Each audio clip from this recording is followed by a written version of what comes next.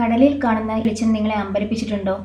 കാഴ്ചയ്ക്ക് ഭംഗിയേറിയതാണെങ്കിലും ഇതിന് പിന്നിൽ അപകടകരമായ ഒരു പാരിസ്ഥിതിക പ്രശ്നം ഒളിഞ്ഞിരിപ്പുണ്ട്.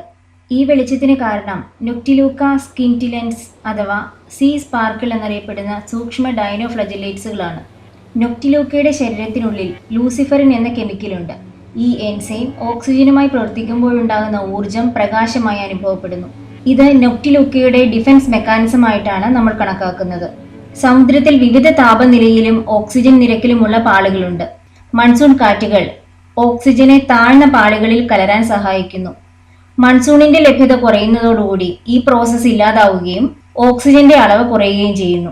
ഓക്സിജൻ കുറവ് സമുദ്ര ഭക്ഷ്യശൃംഖലയിലെ അടിത്തറയായ ഫൈറ്റോപ്ലാങ്ക്ടനുകളുടെ നിലനിൽപ്പിനെ ബാധിക്കുകയും നൊക്റ്റിലൂക്കയുടെ വ്യാപനത്തിന് കാരണമാവുകയും ചെയ്യുന്നു. അതുവഴി മറ്റ് സമുദ്രജീവികളുടെ ഭക്ഷണക്രമത്തെയും ബാധിക്കുന്നു. നൊക്റ്റിലൂക്ക നശിക്കുമ്പോൾ അവയുടെ വിഘടന പ്രക്രിയയ്ക്ക് കൂടുതൽ ഓക്സിജൻ ഉപയോഗിക്കേണ്ടതായി വരുന്നു. അതോടെ സമുദ്രത്തിലെ ഡെഡ് സോണുകൾ കൂടുതൽ ആഴത്തിൽ വ്യാപിക്കുന്നു.